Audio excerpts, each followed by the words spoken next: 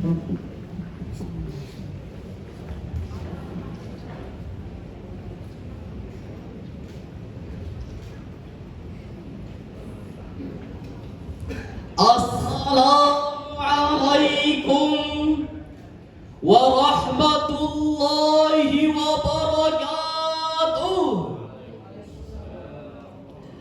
Alhamdulillahi rabbil alamin, wal aqibatu lil muttaqin, wala udwana illa 'alal zalimin.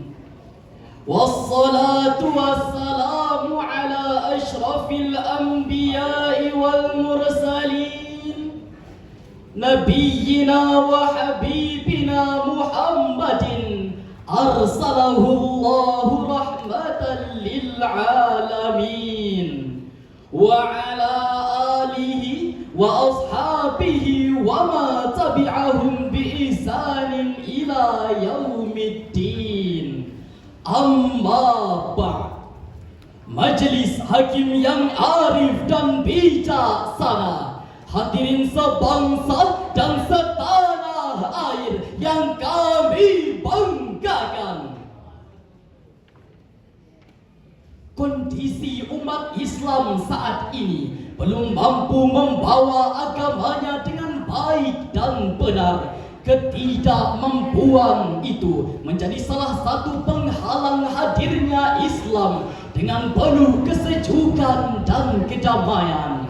Benar adanya apa yang dikatakan oleh Muhammad Abduh, Al-Islam mahjubun bil muslimin. Ajaran Islam tertutup oleh perilaku umat Islam sendiri. Bahkan Muhammad Iqbal menyatakan bahwa kemunduran umat Islam bukanlah disebabkan oleh ajaran agamanya, tetapi kesalahan terletak pada pribadi umatnya. Hadirin, keberagaman yang kokoh adalah fitrah manusia, dan pola beragama yang sejuk dan penuh kasih sayang juga menjadi fitrah manusia. Namun bila kita ikuti rilis BNPT Republik Indonesia tanggal 29 Desember 2023, terdapat 2670 konten digital bermuatan intoleransi, Radikalisme, ekstremisme, dan terorisme.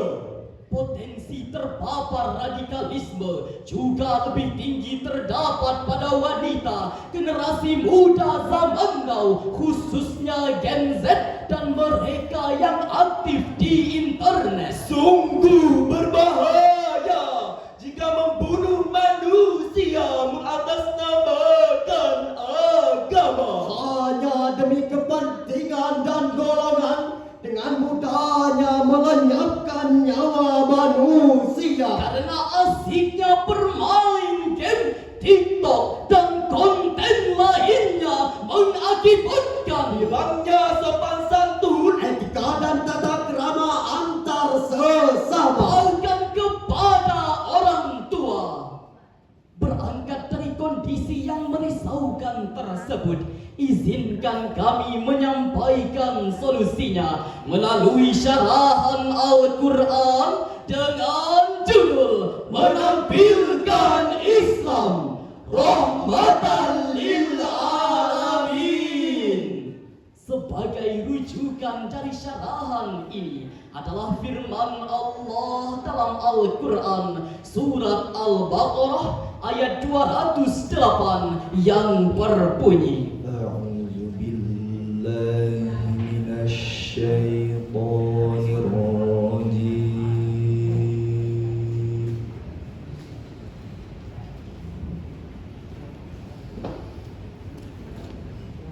Bismillahirrahmanirrahim.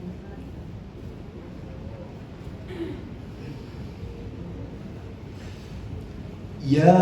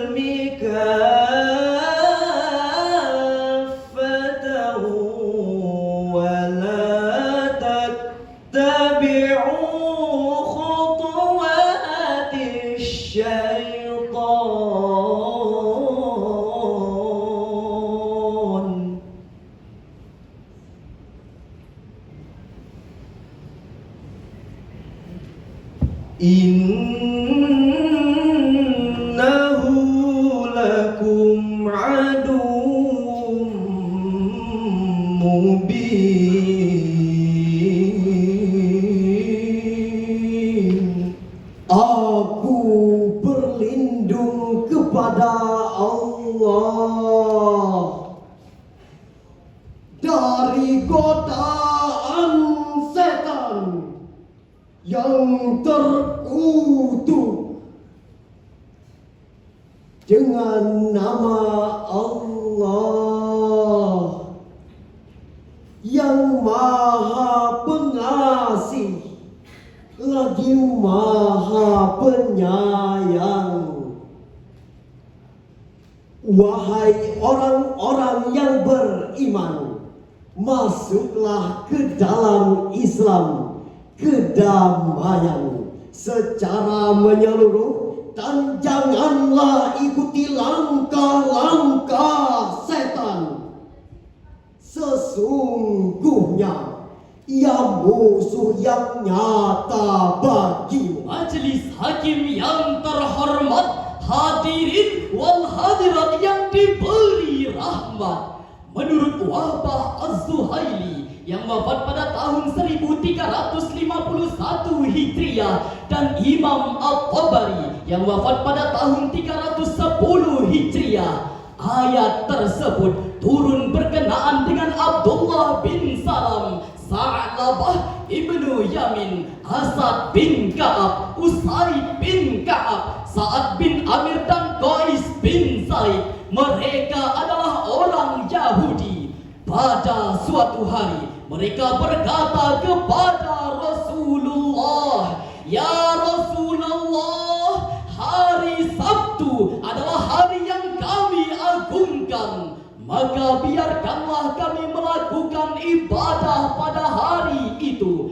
Dan Taurat adalah kitab Allah. Maka biarkanlah kami bangun malam dengannya." Maka turunlah surat Al-Baqarah ayat 208. Kata As-Silmi yang diterjemahkan dengan kedamaian atau Islam, makna dasarnya adalah damai atau tidak mengganggu. Seseorang yang beriman diminta untuk memasukkan totalitas dirinya secara menyeluruh, sehingga semua kegiatannya berada dalam koridor kedamaian. Ia damai dengan dirinya, keluarganya, dengan seluruh manusia. Bahkan biarkan ia bermanja ria dengan hewan-hewan dan menikmati indahnya panorama tumbuh-tumbuhan serta alam raya. Buya Hamka yang wafat pada tahun 1401 Hijriah dalam tafsir Al-Azhar Juz 2 halaman 157 mengatakan bahwa Islam kafah mengandung pesan, kalau kita telah mengaku beriman dan telah menerima Islam sebagai agama, hendaklah seluruh isi Al-Quran dan tuntunan Nabi diakui dan diikuti. Hadirin, Islam adalah agama yang bersifat universal, humanis, dinamis, kontekstual, dan abadi sepanjang masa. Umat muslim harus menganut ajaran Islam secara totalitas. Quran surat Al-Baqarah ayat 208. Tidak boleh menduakannya dengan menganut kepercayaan di luar Islam. Quran surat Ali Imran ayat 85. Dan tidak boleh ada keraguan terhadap Al-Quran. Surat Al-Baqarah ayat 2. Bukti kepercayaan umat Islam terhadap ajarannya adalah selalu berlaku sopan santun, penuh kedamaian, lemah lembut dan tidak saling menganiaya, baik antar agama, antar manusia, kelompok, etnis dan suku, dan tidak menggunakan kekerasan dan menjustifikasi watak kekerasannya dengan dalil-dalil Al-Quran. Hadirin, jikalau seluruh umat Islam menjalankan ajarannya dengan baik dan seutuhnya, tentu keberadaannya akan menjadi rahmat bagi semesta alam. Hal ini dipahami dari firman Allah dalam Al-Quran surat Al-Anbiya ayat 107 sampai 108 yang berbunyi, wa ma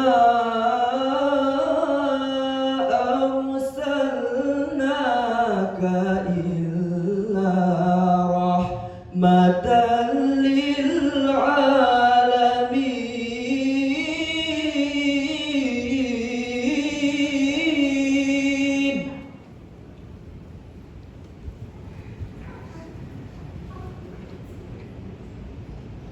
قل إنما يوحى إلي أنما إلهكم إله واحد فهل أنتم مسلمون؟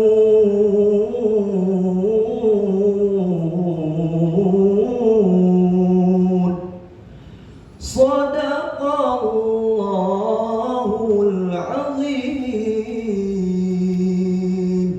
Kami tidak mengutus engkau Nabi Muhammad kecuali sebagai rahmat bagi seluruh alam. Katakanlah Nabi Muhammad, sesungguhnya yang diwahyukan kepadaku hanyalah ketetapan bahwa Tuhanmu adalah Tuhan yang Maha Esa. Maka apakah kamu telah berserah diri kepadanya? Maha benar Allah yang Maha Agung dengan segala firman. Majelis hakim yang mulia, hadirin yang berbahagia, Syekh Abu Fida Ismail Ibnu Katsir yang wafat pada tahun 774 Hijriah dalam kitab Lubabut Tafsir min Ibni Katsir jilid 6 halaman 123 saat menafsirkan surat Al-Anbiya ayat 107 tersebut mengutip hadis riwayat Muslim yang berbunyi, Inni lam ab'athu la'ana wa innama bu'ithtu rahmah. Sesungguhnya aku tidak diutus sebagai orang yang melaknat. Aku diutus hanyalah sebagai rahmat. Ibnu Manzur yang wafat pada tahun 711 Hijriah dalam kitab Lisanul Arabi volume 5 halaman 173 mengatakan bahwa kata rahmat adalah ar-riqqatu wat-ta'attuf, kelembutan yang berpadu dengan rasa keibaan. Al-Asfahani yang wafat pada tahun 502 Hijriah dalam kitab Al-Mufradatu fi Gharibil Quran volume 2 halaman 253 sampai 254 mengatakan bahwa kata rahmat bermakna ar-riqqatul mujarradah, belas kasih semata-mata. Al-ihsanul mujarrad dunar riqqa, kebaikan tanpa balas kasih. Artinya jika rahmat disandarkan kepada Allah Subhanahu wa Ta'ala maka bermakna kebaikan semata-mata, dan jika disandarkan kepada manusia maka yang dimaksud adalah simpati semata. Muhammad Quraisy Shihab dalam tafsir Al-Misbah volume 8 halaman 520 sampai 521 menegaskan bahwa keberadaan Nabi Muhammad sallallahu alaihi wasallam dan ajaran yang dibawanya mendatangkan rahmat bukan semata bagi manusia tetapi juga bagi alam raya beserta isinya. Ya man sallaita bi kullil anbiya, ya man fi qalbika rahmatul linnas, ya man alafta quluban bil Islam, ya habibi ya syafi'i ya Rasulullah, bi ummi wa abi fadaituka sayyidi, salatun wa salam alaika ya nabi.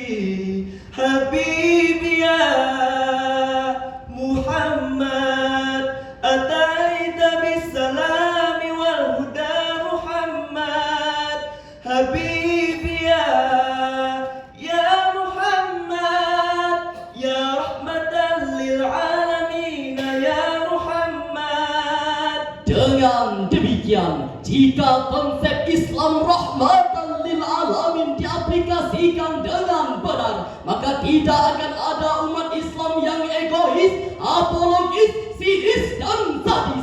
Akan tetapi umat Islam akan selalu mencintai, mengasihi, simpati dan empati, peduli dan suka memberi. Maka tidak akan ada manusia yang tersakiti dan tidak akan ada alam raya dirusak karena eksploitasi tiada henti. Majelis Hakim yang mulia, hadirin calon penghuni syurga. Dari syarahan yang telah kami paparkan dapat ditarik beberapa kesimpulan. Pertama, Allah memerintahkan agar setiap hambanya yang beriman untuk menjalankan Islam seutuhnya. Bila ini dilakukan, maka keberadaan umat Islam dengan ajaran yang dibawanya akan mendatangkan rahmat bagi sekalian alam. Kedua, konsep Islam rahmatan lil alamin bukan saja berkaitan antara interaksi manusia dengan manusia, tetapi juga meliputi manusia dengan hewan, tumbuh-tumbuhan dan alam raya beserta isinya. Ketiga, hilangkan perilaku biadab menuju insan yang beradab. dari jauh menyusun jari, sembah diangkat bersimpuh diri. Demikian syarahan kami akhiri. Maaf dipinta, mohon diberi. Hadanallahu wa iyyakum ajma'in. Tsumma assalamu alaikum warahmatullahi wabarakatuh.